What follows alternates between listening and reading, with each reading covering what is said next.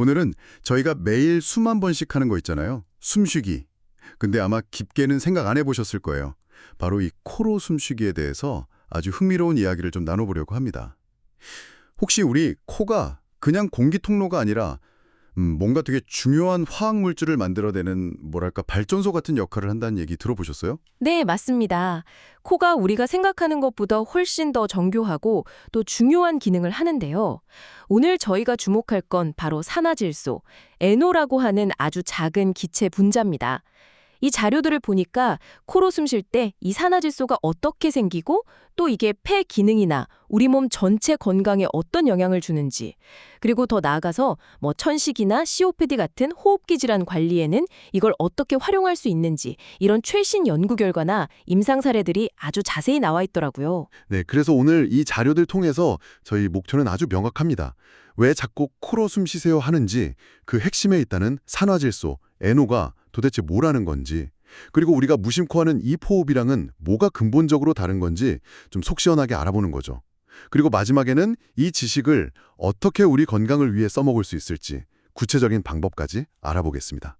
자, 그럼 한번 파헤쳐 볼까요? 우선 그 코 주변에요. 그 빈 공간 있잖아요. 축농증 걸리면 염증 생기는 거기. 부비동이라고 하죠. 예전에는 그거 그냥 머리뼈 무게 줄인다거나 목소리 울리게 하는 그런 역할만 한다고 그랬던 것 같은데 이게 아니라고요? 네, 맞습니다. 최근 연구들이 이 부비동에 대한 생각을 완전히 바꿔놨어요.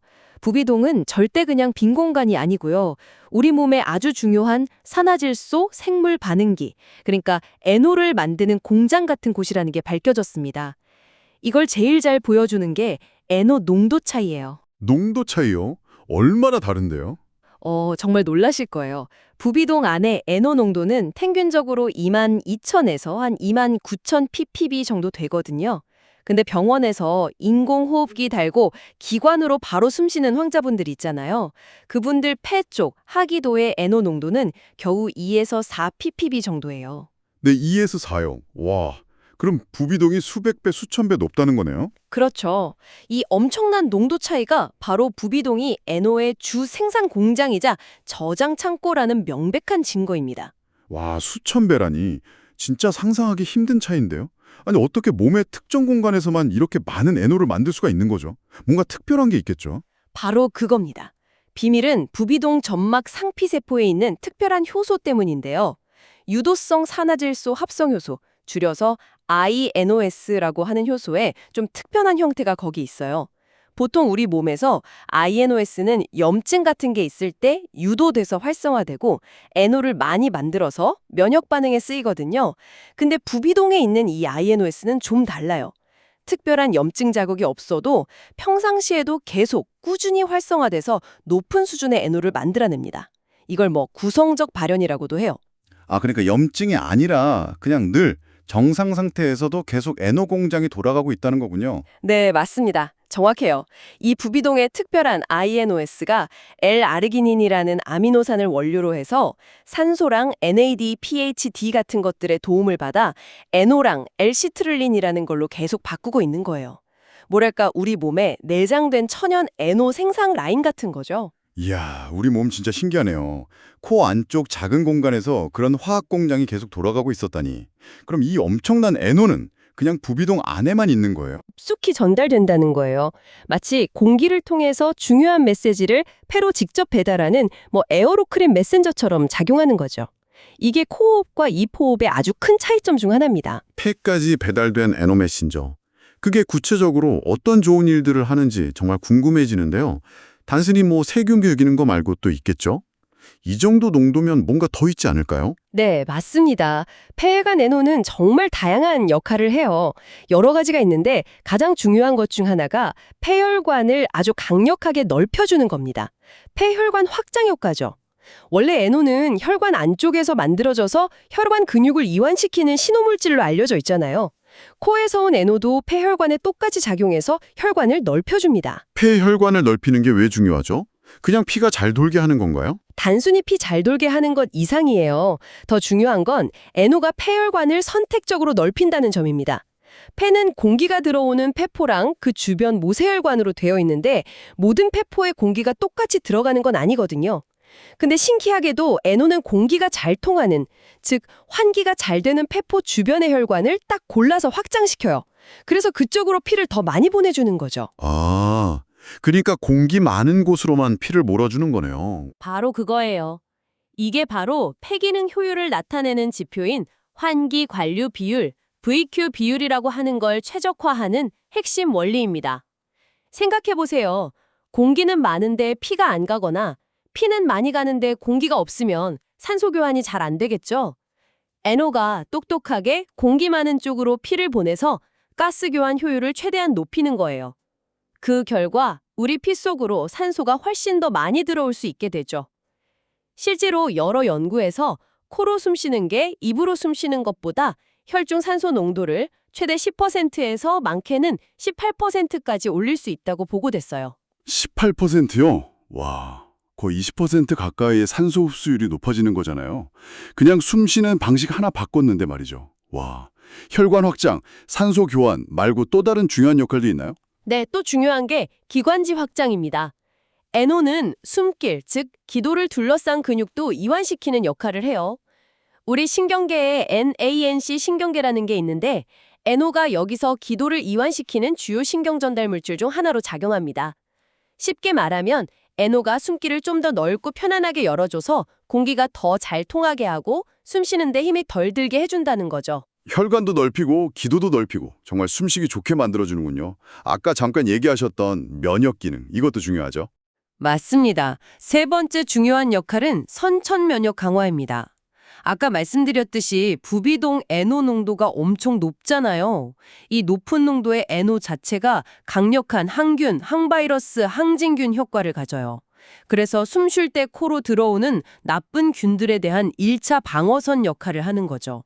공기 중 세균이나 바이러스 같은 게 코를 지나가는 동안 이 고농도 NO에 노출돼서 상당 부분 걸러지는 거예요. 뿐만 아니라 NO는 코랑 기도 점막에 있는 섬모 운동, 그 점액섬모 청소 작용도 촉진해요.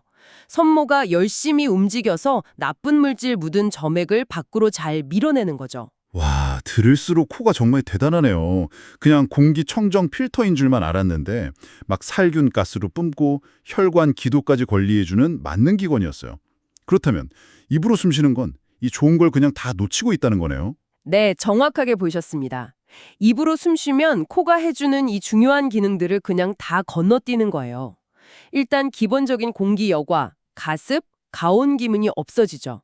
차갑고 건조하고 먼지 많은 공기가 바로 폐로 들어가면 그 자체로 자극이 되고 염증 위험도 높아지고요. 근데 오늘 얘기한 걸 생각해보면 가장 결정적인 손실은 바로 산화질소 NO가 없다는 거예요. 부비동에서 열심히 만든 그 귀한 NO가 폐까지 갈 기회가 아예 없어지는 거죠. 그러니까 폐혈관 확장, VQ 최적화, 기관지 이완, 항균 효과 같은 핵심 이득을 하나도 못 누리려고 합니다. 근데 많은 사람들이 특히 운동할 때나 코 막혔을 때는 입으로 숨 쉬는 게 더 편하다고 느끼잖아요. 코는 아무래도 좀 답답한 느낌이 있는데 이것도 이유가 있겠죠? 네, 실제로 코로 숨 쉬는 게 입으로 숨 쉬는 것보다 공기 저항이 한 50% 정도 더 높아요. 단순히 공기 흐름만 보면 입이 편한 게 맞죠. 하지만 우리 몸 입장에서 보면 이 코의 저항은 단점이 아니라 오히려 아주 중요한 기능적인 장점입니다. 저항이 높은 게 정점이라고요? 그건 좀 유해인데요? 네, 이 적절한 저항 때문에 몇 가지 중요한 효과가 나타나요.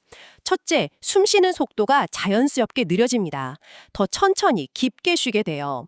둘째, 공기가 폐에 더 오래 머물게 돼요. 이 두 가지 덕분에 산소랑 이산화탄소가 교환될 시간이 충분히 확보돼서 가스 교환 효율이 더 좋아져요. 셋째, 이 코의 저항이 우리 주 호흡 근육인 횡격막 사용을 더 효과적으로 만들어줍니다. 횡격막을 쓰는 깊은 복식 호흡을 유도하는 거죠. 그럼 반대로 저항이 거의 없는 입호흡은 어떤 문제가 생길 수 있나요? 그냥 가스 교환 효율만 좀 떨어지는 건가요? 그거보다 더 문제가 될 수 있어요. 저항이 낮은 입호흡은 자기도 모르게 얇고 빠른 이른바 흉식 호흡을 하게 만들기 쉬워요. 이렇게 되면 필요 이상으로 이산화탄소, CO2를 문 밖으로 너무 많이 내뱉게 될 수 있습니다. 혈액 속에 CO2가 적당히 있어야 헤모글로빈이 산소를 우리 몸 조직에 잘 내주는데 CO2가 너무 빠져나가면 혈액 pH가 변하면서 헤모글로빈이 산소를 더 꽉 붙잡게 돼요. 즉, 피에는 산소가 있어도 정작 필요한 세포에는 잘 안 가는 현상이 생길 수 있는데 이걸 보호 효과가 떨어진다고 해요. 숨은 쉬는데 몸은 산소 부족을 느낄 수도 있는 거죠. 이야, 숨 쉬는 방식 하나가 산소 전달까지 영향을 주다니 정말 놀랍네요. 또 다른 차이점은 없나요? 자율신경계에 미치는 영향도 달라요. 보통 느리고 깊은 코호흡, 특히 복식호흡은 우리 몸을 편안하게 하는 부교감 신경계를 활성화하는 경향이 있어요. 스트레스 해소에 좋죠. 반면에 빠르고 얕은 입 흉식 호흡은 우리 몸을 긴장시키는 교감 신경계를 자극할 수 있습니다. 그래서 만성적인 입호흡 습관이 불안이나 수면 장애랑 관련될 수 있다는 연구들도 있고요. 아까 주신 자료에 코호흡, 입호흡 비교표가 있었는데 설명을 듣고 다시 보니까 차이가 정말 확 와닿네요. NO 전달되냐 안 되냐부터 시작해서 공기 조절, 호흡 깊이, 횡격막 사용, 가스 교환 효율, 자율신경계까지 거의 모든 면에서 코호흡이 훨씬 좋군요. 이건 정말 다들 알아야겠어요. 네, 맞습니다. 그 비교표가 코호흡의 장점을 잘 보여주죠. NO 전달, 공기 처리, 적절한 저항, 느리고 깊은 호흡, 횡격막 사용, 산소 이산화탄소 균형, 부교감 신경 우위, 건강한 호흡에 필요한 거의 모든 게 코호흡을 통해 자연스럽게 된다는 걸 보여줍니다. 이런 코호흡의 중요성이 그냥 건강 상식을 넘어서 실제 호흡기 질환 앓고 계신 분들한테는 더 중요할 것 같은데요. 예를 들어 천식이나 COPD 환자분들께는 코호흡이 어떤 의미가 있을까요? 네, 아주 중요한 포인트입니다. 코호흡은 특히 만성 호흡기 질환 관리에 정말 큰 역할을 할 수 있습니다. 대표적으로 천식 환자분들을 한번 보죠. 천식이요? 근데 제가 알기로는 천식 진단할 때 그 환자가 입으로 후 불어서 나오는 숨에 있는 NO 농도, 호기산화질소, 페노 측정하는 걸로 아는데요. 그 페노 수치가 높으면 기도염증이 심하다는 뜻이라고 들었거든요. 근데 지금 코로 들이마시는 NO는 좋다고 하고 입으로 내쉬는 건 염증 지표라니 이게 좀 헷갈리는데요. 같은 NO 아니에요? 아, 그거 아주 좋은 질문이세요. 이게 바로 산화질소의 역설이라고 불리는 부분인데 이 차이를 아는 게 천식 관리에 정말 중요합니다. 말씀하신 대로 입으로 내쉬는 숨에서 재는 피에노는 주로 폐 깊은 곳, 하기도의 기관지에서 염증 때문에 유도된 아예노스 효소가 만드는 NO예요. 그래서 피에노 수치는 기도염증 정도를 보여주는 염증 지표 역할을 하죠. 높을수록 염증 심하고 조절 안 된다는 신호고요. 반면에 지금 우리가 얘기하는 코로 들이마실 때 부비동에서 오는 NO는 상기도에서 구성적으로, 즉 염증과 상관없이 평소에 계속 만들어지는 NO입니다. 이 NO는 오히려 기관지를 이완시켜서 기도를 넓히고 폐혈관을 확장시키는 등 천식 증상 완화에 도움이 되는 역할, 즉 치료제 같은 역할을 합니다. 그러니까 만들어지는 위치, 상기도 버스 하기도, 효소 종류와 조절 방식, 구성적 버스 유도성, 그리고 기능, 치료적 버스 염증 지표가 완전히 다른 두 종류의 NO라고 보시면 돼요. 아하, 이제 알겠네요. 같은 NO라도 어디서 왜 만들어졌냐에 따라 역할이 정반대일 수도 있군요. 그럼 천식 환자에게 의식적인 코호흡은 구체적으로 어떤 좋은 점들이 있을까요? 여러 가지가 있습니다. 첫째, 코는 공기를 데우고 습도를 높여주죠. 차갑고 건조한 공기가 천식 발작의 흔한 원인이니까 코로 숨 쉬는 것 자체가 예방 효과가 있어요. 둘째, 코는 알레르기 유발물질이나 바이러스 같은 자극물질을 걸러주고요. 셋째, 그리고 제일 중요하게는 코를 통해 계속 들어오는 천연 기관지 확장제인 NO가 기도의 과민성을 줄이고 안정시키는 데 도움을 줄 수 있습니다. 이런 이유로 여러 천식 치료 가이드라인에서도 약물 치료와 함께 코호흡 같은 호흡 재훈련 운동을 같이 하라고 권장하고 있어요. 그렇군요. 그럼 만성 폐쇄성 폐질환 COPD 환자분들은요?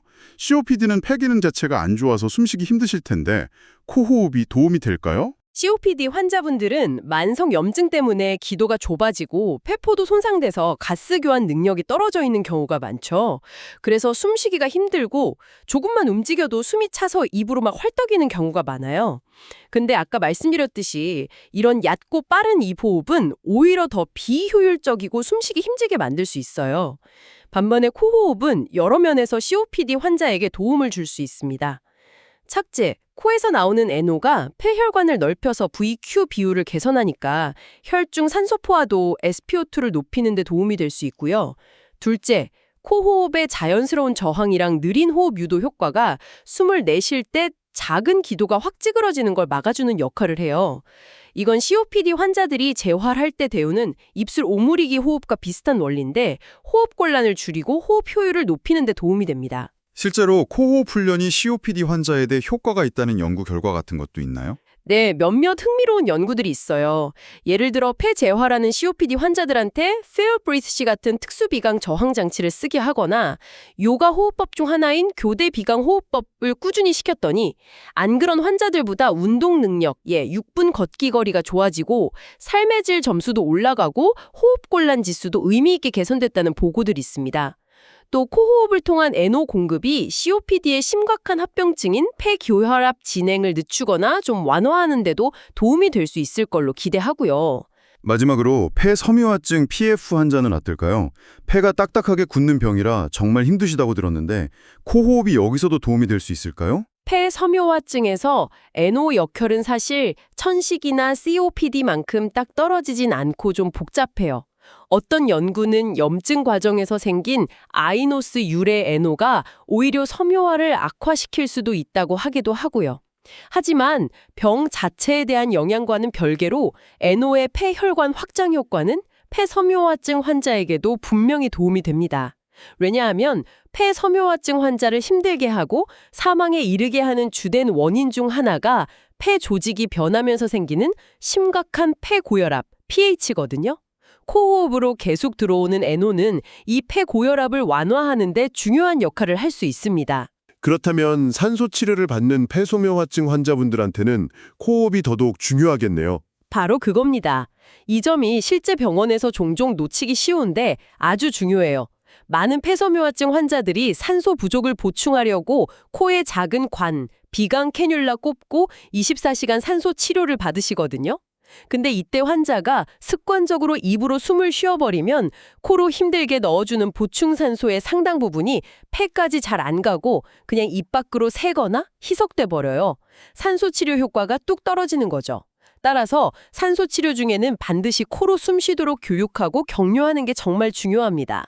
게다가 코로 숨을 쉬면 보충산소랑 우리 몸에서 만든 NO가 같이 폐로 들어가면서 NO가 폐의 산소 흡수 효율을 높여줘요. 즉 외부 산소랑 내부 NO가 만나서 치료 효과를 극대화하는 시너지를 내는 겁니다. 와, 이거 진짜 중요한 포인트네요. 산소만 준다고 끝이 아니라 환자가 어떻게 숨 쉬느냐에 따라 효과가 천스 차이가 날 수 있다는 거군요. 질환별로 코호흡 2점 정리해 주신 표를 다시 보니까 각 질환의 문제점, 기도 가민성, 기류 제한, 폐고혈압 등 이랑 코호흡, NO의 작용, 기관지 확장, VQ 개선, 혈관 확장 등 그리고 기대 효과, 증상 완화, 운동 능력 향상, 산소 치료 효과 증대 등이 정말 딱딱 맞아떨어지네요. 근데 자료 보다가 진짜 재밌는 걸 봤어요. 허밍, 그러니까 콧노래를 흥얼거리기만 해도 코 안의 NO 농도가 폭발적으로 증가한다고요? 아니 그냥 콧노래 부르는 게 어떻게 NO 농도를 그렇게 높이죠? 약간 마법 같은데요? 네, 이거 정말 흥미로우면서도 중요한 발견 중 하나죠. 여러 연구에서 똑같이 나오는 얘기인데 사람이 허밍을 할 때 비강에서 재는 NO 농도가 조용히 코로 숨 쉴 때보다 무려 15배에서 많게는 20배까지 확 올라가요. 아까 보신 그래프에서도 잘 나오죠. 평소 코호흡 때 한 150 ppb 정도던 NO 농도가 허밍 시작하자마자 그래프에서 5에서 10초 구간 순식간에 1500 ppb 이상으로 치솟는 게 보이실 거예요. 15배에서 20배요? 와, 콧노래 하나로요? 그럼 허밍이 NO 생성 자체를 늘리는 건가요? 아, 그건 아니고요.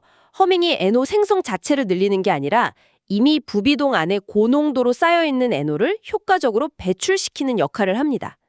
비결은 허밍 때문에 생기는 음파의 진동이랑 공명 효과예요.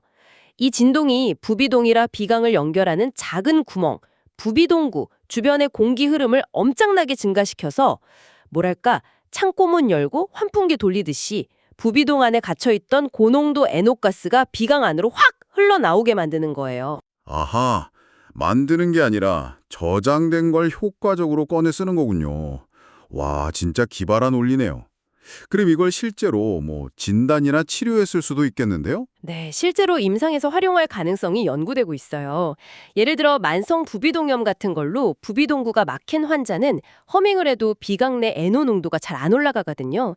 이걸 이용해서 부비동구가 열려 있는지 아닌지를 간단하게 평가하는 진단 도구로 쓰려는 시도가 있고요.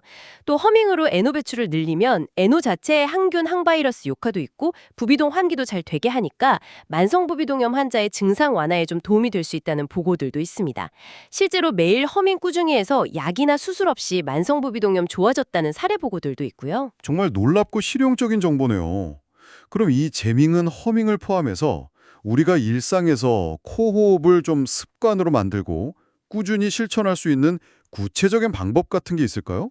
이게 계속 의식하기가 쉽진 않을 것 같은데요. 네, 마침 주신 자료에 아주 체계적이고 실용적인 허밍, 코호흡, 일상 루틴 예시가 있더라고요. 누구나 쉽게 따라할 수 있게 아침, 낮, 저녁 시간대별로 나눠서 구체적인 방법이랑 목표 시간까지 제안하고 있어요. 오, 그거 좋은데요? 어떤 루틴인지 좀 더 자세히 설명해 주실 수 있어요? 네, 한번 보죠. 아침 루틴은 잠에서 깨자마자 한 5분에서 10분 정도 하는 건데요. 먼저 한 2분 정도는 편안하게 의식적인 코호흡을 하면서 몸을 깨워요. 그 다음 3분에서 5분 정도는 모닝 허밍을 하는 겁니다. 밤새 부비동에 쌓였을 수 있는 NO를 효과적으로 빼내고 코안을 청소하면서 하루를 상쾌하게 시작하는 거죠. 어떤 음정이든 그냥 편안하게 콧노래 부르면 돼요. 마지막으로 1분 정도 다시 부드러운 코호흡으로 마무리하고요. 아침에 5에서 10분. 이 정도면 할 만하겠는데요. 낮에는요? 난 루틴은 훨씬 짧고 간단해요. 점심 먹고 나른하거나 일하다 스트레스 받을 때 한 2분에서 5분 정도 잠깐 짬을 내는 거죠. 제일 간단한 건 1분에서 3분 정도 허밍 브레이크를 갖는 거예요. 잠깐 눈 감고 편안하게 허밍하면 스트레스 풀리고 재충전되는 데 도움이 돼요. 좀 더 여유가 있다면 1, 2분 정도 교대 비강호흡을 추가할 수도 있고요. 오른손 엄지로 오른쪽 코 막고 왼쪽으로 숨 쉬고 약지로 왼쪽 막고 오른쪽으로 내쉬고 다시 오른쪽으로 마시고 왼쪽으로 내쉬고 이걸 반복하는 건데 폐기능이나 자율신경계 균형에 좋다고 알려져 있어요. 저녁 루틴은 아무래도 잠자는 거랑 관련이 있겠군요. 맞습니다. 저녁 루틴은 잠들기 전에 한 10분에서 15분 정도 몸과 마음을 편안하게 하는 데 초점을 맞춰요. 먼저 5분 정도는 배에 손 얹고 복식 호흡을 해요. 숨 들이쉴 때 배 나오고 내쉴 때 배 들어가는 거 느끼면서 최대한 편안하고 깊게. 그 다음 5분에서 10분 정도는 아주 부드럽고 낮은 톤으로 릴렉싱 허밍을 하는 거죠. 몸의 긴장을 풀고 부교감 신경을 활성화해서 잠자로게 준비하는 데 도움이 될 수 있어요. 그리고 이 루틴 끝나고 잠들 때까지 계속 코로 숨 쉬는 걸 유지하는 게 중요합니다. 와, 정말 체계적이고 따라하기 쉬운 루틴인데요.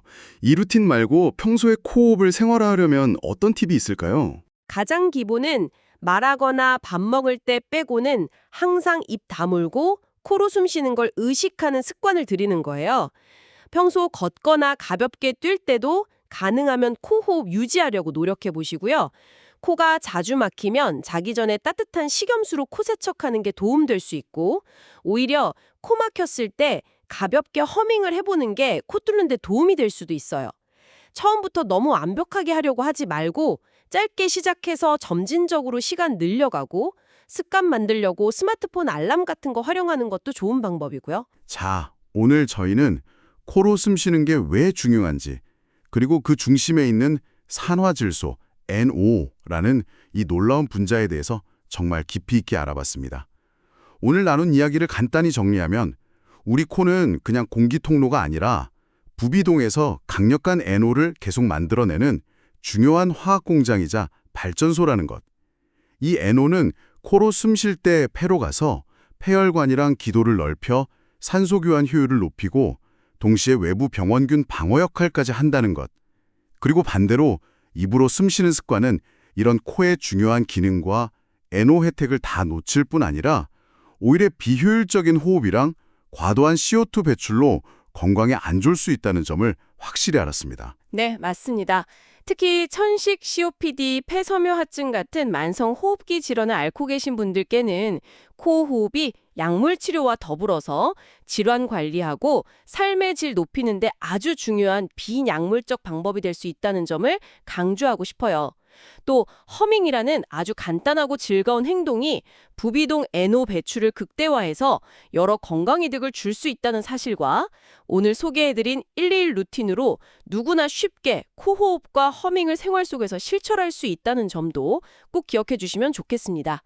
결국 코호흡은 우리 몸이 원래 가진 자연 치유력과 최적화 메커니즘을 깨우는 가장 기본적이면서도 강력한 건강 습관 중 하나라고 할 수 있습니다. 나눈 이 이야기들이 여러분의 건강한 호흡 습관을 만들고 더 나아가 전반적인 건강과 행복을 증진시키는데 실질적인 도움이 되기를 진심으로 바랍니다.